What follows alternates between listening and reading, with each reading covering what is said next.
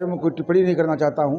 मैं आज उनको चैलेंज करता हूँ, जफराबाद के किसी भी ग्राम पंचायत में वो मेरे साथ खड़े हो लें। 15 साल का कार्यकाल रहा है। 15 साल में वो एक काम अगर किसी गांव पंचायत में बता दे मैंने किया है, मैं उस गांव में किसी भी गांव में 10 काम गिनाने के लिए तैयार बैठा हूँ।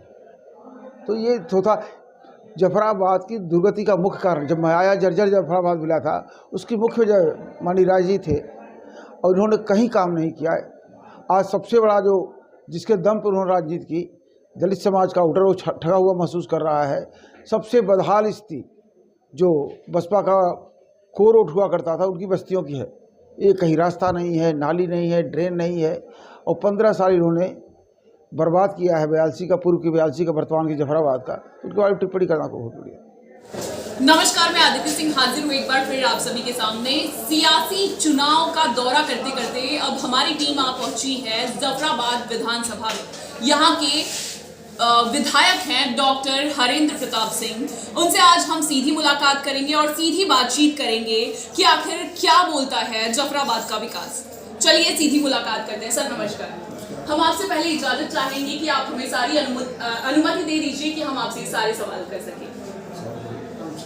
जी, पंडित दीनदयाल उपाध्याय की कुछ लाइन है, उनका वाक्य था एक कि कतार में खड़े अंतिम व्यक्ति का विकास जो है वो बीजेपी का मूल होना चाहिए। इस वाक्य से आप ताल्लुकात रखते होंगे, हम ऐसा मानते हैं। हमारा सबसे पहला आपसे सवाल ये रहेगा, सवाल की ओर बढ़ते हैं। आपके कार्यकाल में किए गए प्रमुख काम गिनाइए। और प्रथम तो आप इस सारे चैनल के व्यूअर्स को मैं बहुत बहुत अभिनंदन करता हूँ, स्वागत करता हूँ। अब तो लाभार्थीवाद चल रहा है, पूरे गांव में भ्रमण करके आइए, कोई ऐसा परिवार नहीं है जो सरकार की किसी न किसी योजना का लाभार्थी न हो। तो सारे लाभार्थी हम लोगों ने पिछले 5 वर्षों में पूरी संवेदनशीलता से जब समस्याएं सुनी हैं, उनका समाधान किया है। ढेर सारे विकास के कार्य हुए। इन सारे विषयों को लेकर हम लोग चुनाव में हैं और अभूतपूर्व उत्साह है, बहुत बड़ा जन समर्थन मिल रहा है। और विधानसभा ऐसी है कि यहाँ 2 प्रमुख नदियाँ हैं और मेरे कॉन्स्टिट्यूंसी को 3 सेगमेंट में डिवाइड करती हैं। सही नदी, गोमती नदी 2 प्रमुख नदियाँ हैं। हमारा एक धर्मापुर विकासखंड जो सबसे उत्तरी छोर पे है, उसके बाद फिर सही नदी गोमती नदी पड़ती है, फिर सरकोनी का विकासखंड आता है। उसके बाद फिर जब रामनगर जलालपुर जाना होता है तो पुनः हमको गोमती सही नदी क्रॉस कर जाना पड़ता है। इन चारों नदियों पे, ये दोनों नदियों पे 4 प्रमुख पुल थे जो 10 साल 15 साल पुराने। शिलान्यास तो हो गया था लेकिन 1-2 खंभे खड़े थे, उनको कंप्लीट कराया है। एक नया पुल बीबीपुर, सरकोनी और मुफ्तीगंज ब्लॉक को जोड़ने के लिए बीबीपुर में पूरा घाट पुल का निर्माण बहुत इधर सब चल रहा था। इन 4 प्रमुख पुलों को और क्षेत्र में कम से कम सैकड़ों किलोमीटर सड़कों का चौड़ीकरण उच्चीकरण का है, जिससे चल के आप आए होंगे यहाँ तक।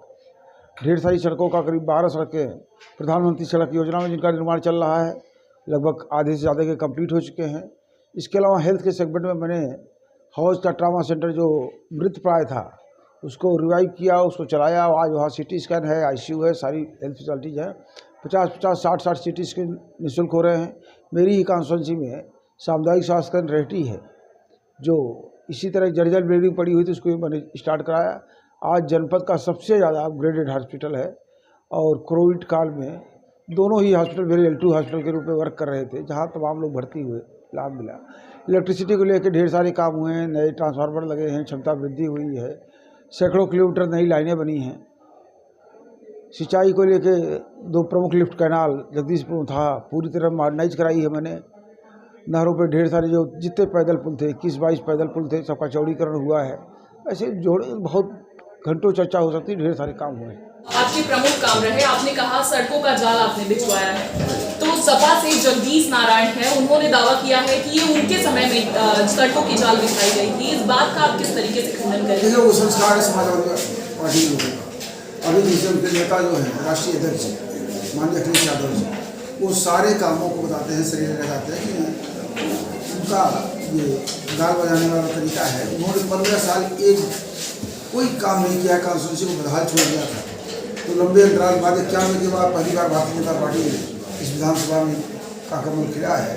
और पिछले स्वर्गीय महानाथ सिंह जी के कार्यकाल में जो काम हुए थे, जो लाइफ लाइन थी जिसमें 82 चलती थी आज की जफराबाद, वो सारी सड़कों का निर्माण स्वर्गीय महानाथ सिंह जहाँ हुआ था। उसके बाद पहली बार 2017 के बाद आज का दृश्य देखेंगे, कॉन्स्टिट्यूंसी में देखेंगे तो अधिकतर सड़कों का निर्माण इसी 2017 से 22 के बीच में। निर्दल प्रत्याशी हैं अभिषेक सिंह सोनू। उन्होंने आप पर आरोप लगाया है कि आप सत्ता का दुरुपयोग करते हैं। इसके अलावा आप 5 साल जनता के बीच में नहीं दिखे। इस बात को आप किस तरीके से? देखिए, उनके बारे में कोई टिप्पणी नहीं करना है। वो मेरी उनसे मुलाकात नहीं है, उनको जानता हूँ, उनके बारे में चर्चा करना चाहता हूँ, तो ये सब विषय नहीं, उनके बारे में करना पड़ेगा। तो कई बार प्रासंगिक नहीं है। इसके अलावा बात की जाए तो ये क्षेत्र जो है क्षत्रिय बाहुल्य क्षेत्र है और क्षत्रिय वोटर्स पर कहीं ना कहीं अभिषेक सिंह सोनू के आ जाने से आपको क्या लगता है, बट जाएगा वोट? या मुझे कहीं नहीं लगता है कि कोई उनका राजनीतिक करियर नहीं है, कोई सोशल लाइफ एक दिन की नहीं है। और बाकी जो चर्चाएं हैं वो छात्र राजनीति से जुड़ी हुई है, तो वैसे ऐसा भी सुना है कि आपकी दबंगई के किस्से काफी मशहूर हैं। मनोज सिंह हैं आपके करीबी, उन्होंने जेई पर अभद्रता भरी भाषा का इस्तेमाल किया है। ये कितना सही लगता है आपको?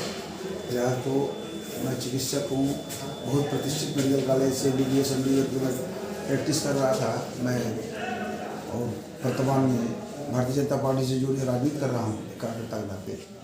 तो कोई कहीं दबंग की छवि है, मैं सहजता से निकलता हूँ, मेरे पास में कोई शैडो है, मिरर है, मैं अकेले निकलता हूँ। तो ऐसा आरोप कोई लगा सकता है, कोई मेरा करीबी ऐसा नहीं है। सब बहुत संस्कारवान कार्यकर्ता है, सब अच्छे परिवार, और कहीं इस तरह का आरोप नहीं लगा है। प्रधानमंत्री आपकी नगरी में आने वाले हैं, क्या लगता है इस पर, जो इस विषय को लेकर आप जनता से क्या कुछ आह्वान करना चाहेंगे? और इसके अलावा वोटर्स पे इसका क्या कुछ असर पड़ेगा और सत्ता पक्ष कितना पस्त होगी, आप कितना मजबूत होंगे? ये प्रधानमंत्री जी का जनपद में आज प्रधानमंत्री जी सिर्फ भारत जनता है, विश्व की सबसे बड़ी पार्टी की मुखिया है और बहुत का देता है। उनका राष्ट्रीय स्तर से जो बहुत मजबूत होता की छवि है, वो जन जन के हृदय में वास करते हैं भारत से, और उनके आने का संदेश वो अद्भुत है कि बहुत बड़ा परिवर्तन हुआ। मुझे विपक्ष का न कोई कंटेनर कहीं दिख रहा है, न उनके कार्यालय दिख रहे हैं, न उनके लोग दिख रहे हैं। उनको नहीं लगता विपक्ष कहीं लड़ाई दिख रही है, कहीं टक्कर में है।